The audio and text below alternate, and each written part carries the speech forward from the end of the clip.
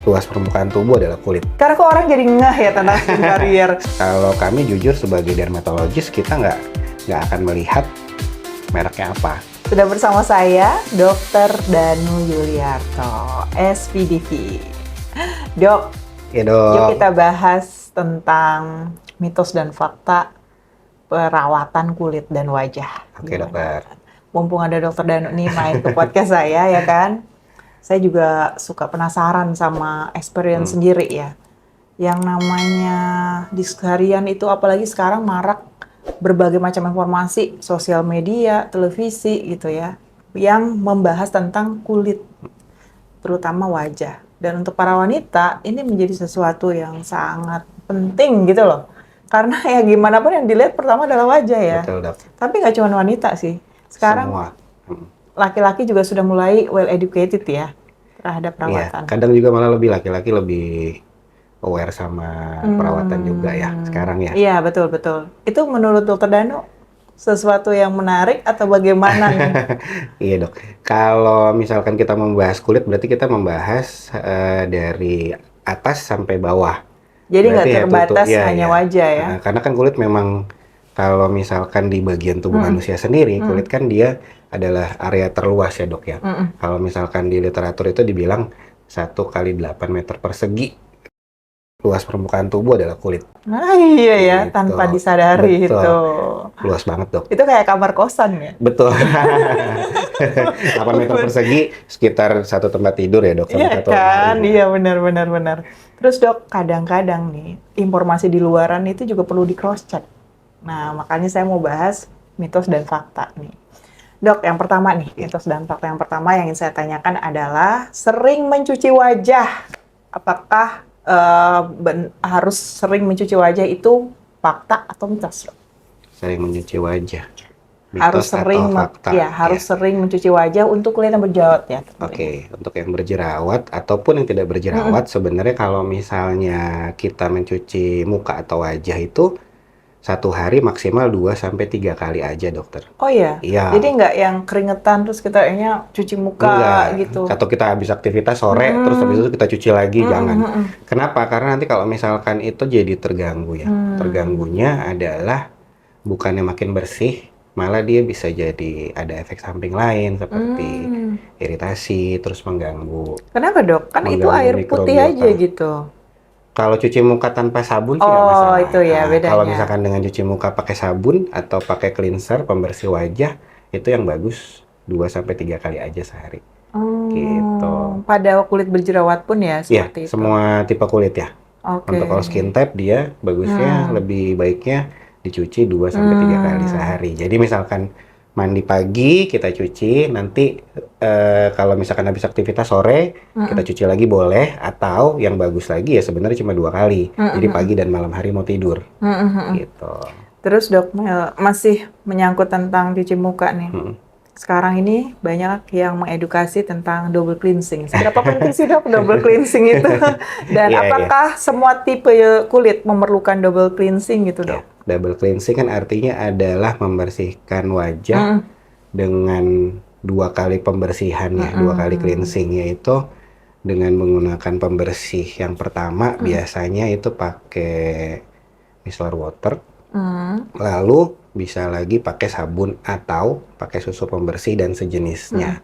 Sebenarnya double cleansing itu perlu pada waktu kita sesudah make up dok.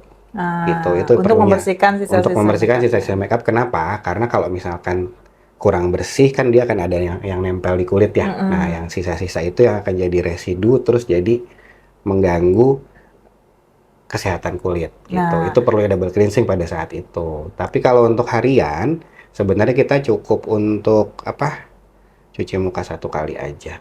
Tidak perlu double cleansing. Single Jadi, cleansing berarti. apa sih yang dikhawatirkan dok? Kenapa bisa merusak ya lapisan kulit?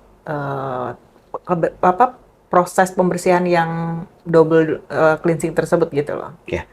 Karena kalau misalkan dia double cleansing kan akan ada trauma atau gesekan atau sentuhan yang lebih banyak. Itu yang pertama. Nah, kita nggak perlu cuci muka pakai sabun, cuma pakai air aja, hanya dengan air biasa, itu tuh udah iritasi dok sebenarnya. Air itu adalah iritan untuk semua orang gitu kan. Nah, jadi dengan double cleansing kita akan memaksa kulit menerima iritan yang lebih banyak gitu. Nanti dia yang masalah akan muncul masalah baru. Kenapa? Karena harusnya kulit yang bisa terjaga di kulit kan ada mikrobiom. Mikrobiom itu kan flora normal ya, flora normal di kulit yang memang dibutuhkan untuk tumbuh di situ dan menjaga berbagai macam fungsi di kulit. Nah, itu nanti kalau misalkan kita bersihkannya terlalu masif atau terlalu berlebihan, dia akan terganggu. Oke, Lebih ke arah situ sih ya. nah sahabat herbal harus bisa pahami nih, sekarang kita lagi belajar tentang kesehatan kulit. Ternyata hal itu sangat berpengaruh, bukan berarti kita, harus kayak, sekarang tuh kan orang tuh gimana caranya yang paling bener gitu. Nah, tiba-tiba setelah dilakukan, ternyata malah merusak lapisan kulit. Termasuk skin barrier itu tadi ya dok Iya, ya, dok. gitu. Skin barrier. Sekarang lagi musim ya dok ya? Iya, sekarang kok orang jadi ngeh ya tentang skin barrier. Skin barrier, 5 tahun yang lalu kayaknya istilah itu belum muncul ya. Iya, skin barrier lalu basic skincare kayak gitu. Itu sebenarnya adalah suatu promosi ya, promosi dari beberapa produk awalnya gitu. Jadi mungkin orang merasa bahwa dengan menampilkan atau memunculkan kalimat itu akan lebih hits gitu kan. Dan ternyata memang bisa. Karena kan itu kan akan banyak orang Produk menyebut, ya. betul. Dia akan Langsung menyebutkan produk. bahwa ini adalah basic skincare gitu. Nah ini nih, mumpung lagi ngebahas tentang basic skincare.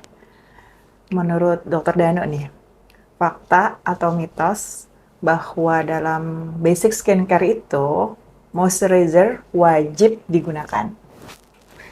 Fakta atau mitos? Moisturizer wajib digunakan. Berarti kita harus bahas basicnya dulu dok. Nah, itu basically setuju. Adalah kalau misalkan untuk moisturizer itu kita bisa bagi 3 ya. Kita bisa bagi 3 tipenya itu ada yang emollient, ada yang occlusive, kemudian ada yang humectant. Nah, apa tuh? Jadi jadi gini, bedanya adalah fungsinya. Nah, yang paling gampang adalah kalau misalkan untuk emollient itu contohnya ceramide. Ceramide itu fungsinya dia bekerjanya mengisi celah-celah yang kosong. Celah yang kosong bukan celah hati ya dok. Nah, ini celah-celah kulit yang kosong. Nah, habis itu nanti kalau misalkan yang kedua yaitu humectant. Humectant itu dia fungsinya menarik air dari udara atau dari area sekitar kulit. Gitu. Yang ketiga adalah occlusive. Nah, occlusive pada waktu digunakan dia akan bekerja menjadi penutup atau menjaga, melindungi. Dia melindungi kulit agar hidrasi tetap terjaga dan tidak terjadi penguapan berlebihan. Itu occlusive. Nah, moisturizer perlu pada tipe kulit yang memang kering. Yang pertama itu. Jadi nggak semua jenis kulit, tidak semua jenis kulit harus menggunakan moisturizer. Karena kan namanya orang basic skincare, otomatis ini tahapannya terus kemudian ini dan termasuk di salah satunya moisturizer. Tapi ternyata yang pertama harus diingat adalah kenali jenis kulit wajah kita dulu ya dok ya. Kita harus kenal dulu. Kemudian setelah itu baru bertanya ini perlu nggak buat kita gunakan. Ada kulit yang perlu, ada kulit yang nggak perlu. Ada yang boleh dan nggak boleh. Nah itu tuh menarik nih. Ini fakta menarik dok. Betul. Gimana? Jadi kalau misalkan kapan kita perlu, berarti pada waktu kulit kita kering. Atau memang tipe kulitnya kering. Atau kita berada pada cuaca yang kering. Gitu. Jadi contohnya gini lah, kalau misalkan yang gampang adalah kapan kita perlu minum. Ya kan? Pada waktu kita haus. Nggak mungkin kita perlu minum pada waktu kita lapar. Bisa sih, bisa. Tapi kan kembung jadinya kan. Nah, jadi kadang ada bukan salah kaprah ya, tapi mungkin kondisi yang kurang tepat pemakaiannya untuk moisturizer dipakai pada kulit berjerawat yang berminyak. Itu kasus saya dok. Itu saya alami sendiri, benar. Saya pikir karena basic skincare itu saya harus menyertakan moisturizer. Lalu saya pilihlah moisturizer yang dia itu benar katanya melembabkan ya, mengandung ceramide ya. Terus ketika saya gunakan, kenapa muka aku tambah jerawatnya itu gede banget gitu kan. Terus aja seperti itu saya pikir karena pengaruh yang lainnya, mungkin karena make up dan sebagainya. Tapi ternyata mungkin dari moisturizernya juga ya. Dan itu dikiranya purging kan. Jadi dia lagi ngeluarin sumbatan yang lama kan. Itu bisa. Tapi itu sebenarnya karena pemakaian moisturizer yang kurang tepat. itu. Jadi ya tadi ceramide itu dia akan mengisi celah-celah dan dia akan membuat kalau untuk kulit yang berjerawat dia akan membuat sumbatan di pori-pori. Gampangnya seperti itu. Nah, kalau misalkan tipe kulitnya jerawat tapi saya ini dok kering, Nah, ya kan? Kan pasti nggak nyaman dong ya. banget. Nah, kalau Tarik kayak gitu, banget ya rasanya sakit kan. nggak sih kalau jerawat terus ketika kulit kita kering sakit gitu? Nah, jadi kan makin nggak enak ya. Udah kulitnya kering, terus jerawatan, Iya, terus benar. pengen pakai moisturizer, salah lagi kan? Iya. Nah, salah milih. Nah, habis itu, jadi kapan-kapan kita pakai moisturizer yang cocok ya, yang pakai yang tipe humectan. Tipe humectan itu bisa hyaluronic acid atau alpha hydroxy acid, gitu. Itu bisa. Tipe humectan. Tipe humectan. Tapi mungkin kalau di pasaran kan kita ketahuinya zat aktifnya ya. Iya. Apalagi sekarang produk-produk skincare sudah terbuka tuh mulai zat aktif. 10 tahun yang lalu kayaknya masih belum ini ya dok, belum booming gitu bahan-bahan aktif dari skincare. Jadi kita tahunya pokoknya mereknya. Iya. Tapi kalau sekarang ternyata customer sudah bisa memilih zat aktifnya. Tinggal milih mereknya yang mana. Betul ya dok? Betul, Kayak gitu. kayak gitu, Jadi iya. kita emang harus belajar setiap ininya ya. Do Iya. and dance-nya gitu. Iya. Sama, dokternya juga kan belajar ya. Jadinya dokternya harus Karena lebih belajar lagi gitu kan. Karena pasti banyak yang tanya, dok pakai ini boleh nggak? Mereka akan menyebutkan merek. Kadang kebanyakan oke. gitu. Nah, mereka bikin bahwa si merek atau judul itu semua orang sudah paham gitu loh. Kalau itu sudah bagus atau sudah terkenal lah. Jadi kita harus tetap browsing sebenarnya. Kalau kami jujur sebagai dermatologis kita nggak akan melihat mereknya apa. Kami akan melihat kandungannya apa, komposisi dan ingredientnya apa, gitu. Nah, nanti itu kan ada zat aktif, ada zat pembawa atau vehiculum ya. Nah, itu nanti juga harus dipertimbangkan sebenarnya. Zat pembawa itu juga ngaruh ya dok ya? Iya. Zat pembawa itu kan ada garis besarnya secara gampang bisa kita bedain dari krim, ya kan? Kemudian ada gel, lalu ada ointment atau salep, kemudian ada juga yang powder ya. Kita pun harus melihat apa zat pembawanya, apa sediaannya betul ya dok ya? Karena ternyata meskipun zat aktifnya tepat, tetapi ketika sediaannya kurang tepat, itu pun akan berdampak masalah ya. Karena kalau misalkan kita pakai nih yang gel itu kan. Nah itu kita jelasin satu-satu dulu ya. Nah misalkan yang kita sekaligus mengaplikasikan sesuai dengan kulit, jenis-jenis kulit. Karena kan kalau kita misalkan membaca atau mendengar jenis kulit A, misalnya jenis kulit kering, begini-begini, jenis kulit jerawat, gini-gini. Terus nanti kita harus mencocokkannya lagi nih kan, sama yang ini. Nah sekarang kita by kasus nih. Kalau misalkan sediaan gel itu cocoknya untuk kasus kulit apa? Kalau dia gel berarti kasusnya untuk kulit yang oily. Oily. Yang kulit yang lebih oily atau yang berminyak atau yang lebih basah ya. Itu karena dia nanti narik cairan. Dia bisa narik Iya, cairan. dia bisa narik cairan dan dia akan lebih cepat kering pada waktu digunakan. Nah, terus untuk kulit yang kering lebih cocok dengan menggunakan sebenarnya bisa menggunakan ointment atau menggunakan krim. Tapi memang jarang di pasaran produk OTC atau over the counter yang dijual bebas itu sediaannya ointment. Biasanya yang banyak sediaannya kan krim, gel, atau lotion. Lotion, betul. Nah, kayak gitu. Jadi sebenarnya kapan yang biar gampang kita milihnya harus kita coba. Sebenarnya itu. Jadi jangan kita coba 2 kali, 3 kali, atau 1-2 hari terus langsung kita stop dan kita judge ini nggak cocok buat gue. Jadi berapa lama dok harus cobanya? Paling tidak untuk nyoba ke kulit itu cocok atau tidak 2-3 minggu. 2-3 minggu. 2-3 minggu kita lihat respon, kita lihat reaksi. Kecuali mungkin ada respon alergi ya dok ya. Itu hentikan segera ya. Langsung di stop, langsung hubungi dokter.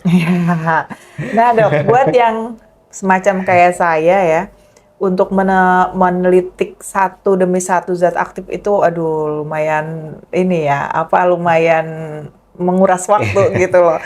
Kalau saya sih pengennya ya udah dok, keluhan saya seperti ini. Dok, keluhan saya seperti ini. Yang bagus buat saya apa? Pengennya sih kayak gitu dok. Jadi biar ada yang meracikan, langsung kita bisa aplikasikan ya kan. Makanya itulah pentingnya dermatologis. Iya. Karena ternyata banyak sekali pertimbangannya ya kan? Iya, jadi kita tidak asal contoh ya, misalkan ada orang datang dengan keluhan luka. Luka aja dia kalau misalnya kita lihat lukanya ada yang basah, ada yang kering, ada yang setengah basah, terus ada yang cuma apa namanya yang kalau yang lapisan yang sudah jadi kayak koreng gitu. Nah, itu nanti beda lagi penanganannya. Tidak semua luka, orang kadang sekarang berpikir semua luka pakai antiseptik, pakai betadine, ya kan? Atau pakai kalau zaman dulu yang gampang, yang kuning-kuning tuh Rivanol. Nah, itu sebenarnya sudah jarang dipakai ya sekarang, sudah jarang digunakan. Kita lebih ke modern dressing, kita lebih ke dressing yang lebih simple, lebih cepat dan lebih gampang diaplikasikan sama pasien sendiri kayak gitu. Oke. Terus dok, jadi itu adalah tips-tips yang kita bisa gunakan ketika membeli skincare ya. Terus kalau misalkan kita mengalami yang namanya kesalahan dalam pemilihan skincare zat aktif segala macam dok, itu dampaknya apa sih jangka panjangnya? Jangka panjang untuk kesalahan pemilihan skincare atau yang kurang tepat ya. Kalau itu Kadang kan sekarang itu pengen nyoba-nyoba dok, banyak Iya. banget yang gembes-gembes gitu Iya, kan. iya. Aduh, Ya itu, kalau ke itu, toko, ke itu, counter-counter ya, itu kemampuan marketing ya, luar biasa. marketing S3.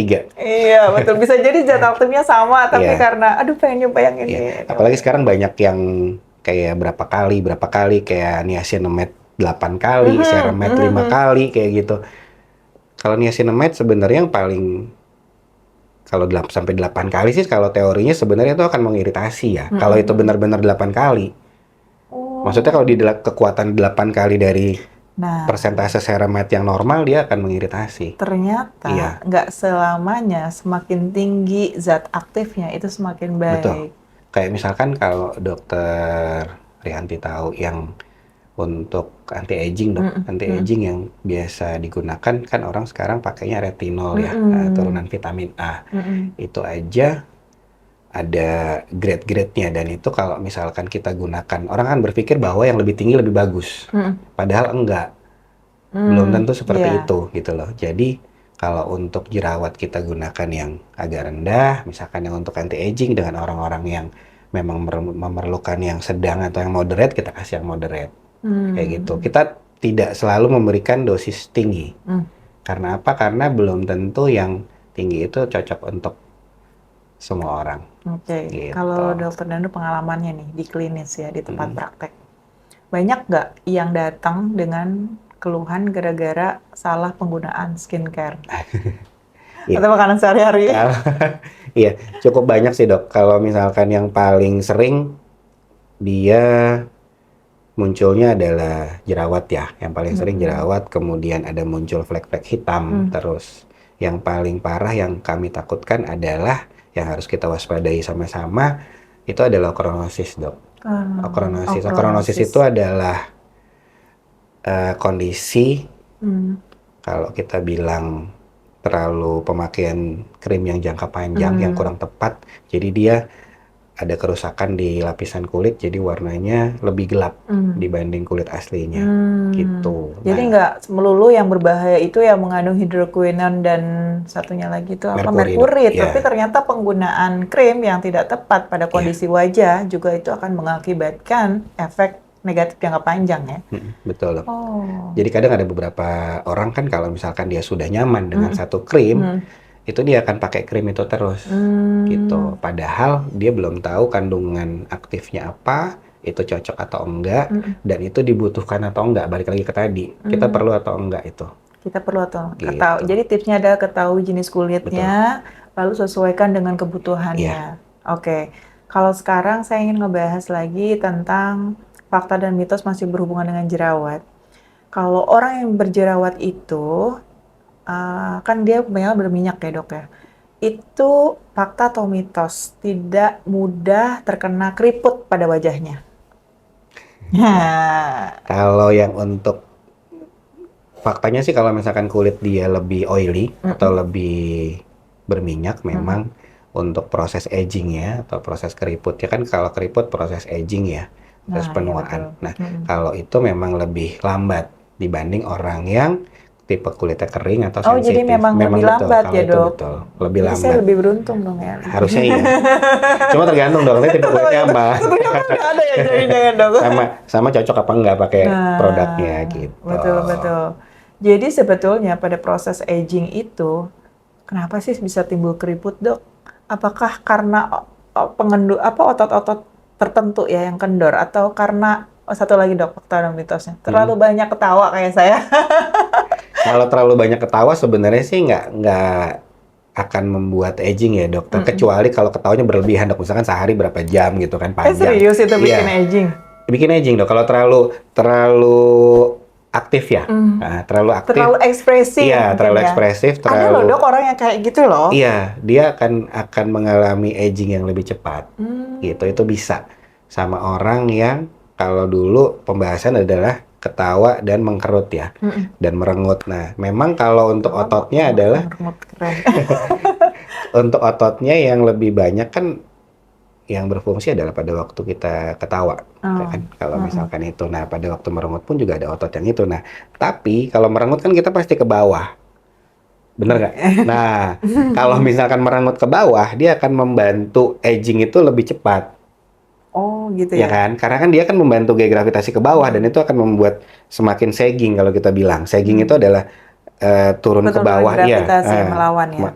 enggak mengikuti Nggak gravitasi mengikuti ke bawah. gravitasi. Jadi semakin turun, jadi kan kelihatannya akan semakin aging. Oh. Gitu. Kalau ketawa kan dia akan ngangkat ke atas dan itu sebenarnya lebih membantu untuk lebih awet muda ya. Kelihatannya. Dan akan lebih bahagia. Kenapa? Karena tadi pembahasannya akan berlanjut ke faktor aging kan. Faktor aging kan Nah, nanti. itu kita bahas sedikit dok tentang aging ini. Iya, oke. Gimana tuh dok? Kalau proses aging itu kan, sendiri? nah proses aging sendiri kan ada dua faktor ya dok. Dua faktor yang dari dalam intrinsik, kemudian yang dari luar atau ekstrinsik. Nah itu kalau dari dalam mungkin bisa kita modifikasi, tidak bisa kita modifikasi. Kalau yang dari luar bisa kita modifikasi. Dari luar itu seperti contohnya sinar matahari atau UV. Kemudian kalau dari dalam itu ada yang penurunan kolagen, pembentukan kolagen. Ya, kemudian ada stres oksidatif itu juga pengaruh dok. Kalau misalkan tadi bahas yang ketawa dan merengut, kalau misalkan kita ketawa kan stres kita sebenarnya levelnya akan berkurang, ya kan? Nah itu akan membantu untuk mengurangi aging juga. Oh, gitu. ternyata benar fakta. Kalau banyak ketawa itu Tapi jangan membuat awet kebanyakan. muda. Tapi jangan kebanyakan juga ya. Bahaya. Terus dok, kalau dari proses terjadinya kerutan, biasanya sih normalnya usia-usia berapa sih dok kalau ada kerutan? Kerutan sekarang sudah bergeser ya. Kalau dulu kan mungkin di atas 35 ya. 35 ke atas baru muncul kerutan. Sekarang mungkin sudah di usia-usia 30-an. Bahkan di bawah 30 ada beberapa yang bisa kita temui udah muncul kerutan. Terutama kan di Ya, coba dok lihat area. ya saya. Coba. Iya kayak Mana, gini dok. mana? Ini di area dahi atau di area. Atas ini. Nah ya itu crowfit dok. Namanya crowfit. Nah daerah crowfit itu yang paling sering sama yang di sini ya. Terus biasanya bagaimana cara mengatasi treatmentnya untuk kulit yang berkerut itu gimana dok? Kalau untuk treatment sendiri kita bisa berikan yang non-invasif atau yang invasif. Non-invasif dan invasif. Ya, kalau yang non-invasif bisa yang pakai penggunaan skincare atau krim Skincare harian. membantu ya dok? Membantu. Dia akan memberikan efek anti-aging karena kan yang tadi kita pakai rutin, terutama pemakaian krim malam ya. Dan juga harus dibantu pakai sunscreen. Apa sih dok yang terdapat pada krim malam sehingga dia tuh bisa membuat kita ini ya secara garis besar? Apakah menutrisi atau lebih ke apa ya, recovery atau dia memang ada nutrisi di situ untuk kulit? Ya, ada nutrisinya dan dia membantu regenerasi. Regenerasi sama untuk mengurangi balik lagi ke stres oksidatif. Berbicara dengan regenerasi kan kulit itu 120 hari ya kalau tidak salah. Kalau kulit sama kayak siklus menstruasi dia, 28 hari. Jadi ketika kita mengaplikasikan suatu krim atau krim malam tadi yang isinya memang zat-zat aktif yang bisa digunakan untuk regenerasi, harus bersabar sampai 28 hari baru kelihatan hasilnya kan? 28 hari ya. Paling cepat ya tadi sekitar 14 hari atau bisa dipercepat juga ya dok ya? Maksudnya kita lihat ada prosesnya. improve nggak nih, ada progress nggak di 2 minggu gitu, itu udah bisa kita lihat yang tadi. Yang kalau Iya. misalkan kita nilai itu cocok atau enggak ya. Jadi jangan sampai nggak sabaran ya, 1 Betul. minggu dilihatnya kayak, aduh Karena kan ini orang nggak pakai efek. 2 hari 3 hari Gitu. ini langsung Ya, nggak efek. berubah nih mukanya. Bisa ya. Terus kalau faktor yang kedua tadi dok, Faktor yang ya penggunaan invasif. invasif itu bisa dengan menggunakan injeksi seperti botox, skin booster atau yang lain. Atau kalau misalkan memang sudah terlalu itu bisa dengan melakukan pembedahan ya. Kalau pembedahan ada Kalau beberapa. sudah mengganggu sekali Iya, ya. kalau sudah mengganggu dan memang ke arah fungsional ya. Fungsional dalam artian kalau yang di area wajah ini kan sebenarnya kalau fungsi mungkin orang merasa bahwa nggak keganggu kok, tapi dia mungkin mengganggu pemandangan ya. Cuma Misalkan kantong mata ya Iya, yang paling mengganggu. kalau kantong tuh. mata itu bisa dengan operasi blefaroplasti atau Tapi emang ganggu sih, ganggu apa ya? Ganggu fokus orang, perhatian Iya. orang. Jadi saya pernah tuh bikin konten malam-malam. Nah. Kelihatan banget tuh kantong mata udah muncul ya kan? Terus Iya. hasilnya, bukannya ngomenin tentang isinya, dok, itu kayaknya dokter udah lelah. Iya dok, karena kantong mata ini kan gambaran kelihatan banget ya dok. Kalau misalkan Oke. kita ngobrol ya, langsung orang fokusnya ke mata dan ke wajah kan, gitu. Bisa sih pakai dengan menggunakan, kalau sekarang ada kolagen stimulator, ada banyak optionnya ya. botox kayak gitu bisa dok. Kalau Yang tidak pengen terlalu di invasif treatment sama dokter Danu kemana nih dok? Kebetulan saya praktek di Rumah Sakit Mayapada dok, di Mayapada Bisa ke Jakarta Mayapada Selatan. Ya. Hospital ya, Iya, di betul. Jakarta Mayapada Selatan ya. Jakarta Selatan dokter. Ya, Kak, siapa tahu ada yang, aduh Kak, iya dong, soalnya ini kantong matanya nih bermasalah, kerutannya Iya. ya kan? Boleh dok. Oke. Tapi kita lihat dulu, nanti kita assess dulu, kita tentukan, oh ini perlunya apa gitu. Jadi memang kalau saya sih jujurnya adalah pasien sebaiknya kita komunikasikan dengan baik, karena kan ada beberapa orang yang high expectation ya, karena kalau mereka berharap datang ke dokter terus di assess, habis itu dikasih treatment langsung berubah gitu kan. Padahal kita ya itu segalanya kan proses ya semuanya. Kalau misalkan tidak sesuai dan tidak cocok ya tadi akan terjadi efek samping dan lain-lain. Oke. Gitu. Nah, untuk yang misalkan nih belum timbul kerutan, terusnya juga kerutannya tidak terlalu banyak. Mungkin dokter Danu bisa memberikan tips gimana caranya mencegah kerutannya biar nggak muncul lebih cepat gitu dok. Mencegah kerutan agar tidak Yang kita muncul bisa lebih lakukan cepat. lah, kebiasaan-kebiasaan baik apa sih gitu yang sehari-hari kita bisa Kebiasaan lakukan. baik ya tadi menjaga kebersihan, Menjaga kebersihan. lalu meminum multivitamin dok. Multivitamin yang mengandung antioksidan. Dari dalam juga ya ternyata. Betul, yang ya. mengandung kolagen, terus yang mengandung vitamin C, vitamin D. Jadi nggak cuma dari luar aja, Iya. secara topikal dioles-oles. Itu akan membantu ternyata regenerasi dari sel dalam juga. diminum secara oral. Terus yang paling sering menimbulkan oksidatif adalah merokok dok. Merokok, oke. Nah, itu sebaiknya dikurangi kalau untuk yang merokok. Kemudian karena dia sangat ke semua faktor ya kalau itu ya, ke kulit juga Ke soalnya. kulitnya Ya. bisa ngaruh. Selain memang harus pakai perawatan dari luar seperti pakai skincare atau yang lain ya. Skincare sesuai dengan kebutuhan. Betul, Sunscreen terutama ya. sunscreen dok. Karena kadang ada saya ketemu beberapa pasien tuh bilang, dok, saya jerawatan semua, sudah pakai produk A, B, C, terus akhirnya dia frustasi, terus nggak dipakai apa-apa, cuma cuci muka, sabun, habis itu nggak pakai sunscreen. Itu salah banget sebenarnya. Karena Gitu. Sunscreen itu sebenarnya proteksi utama. sinar matahari itu juga bikin efek Betul. berjerawatan Iya. ya. Dokter kan lihat spanduk.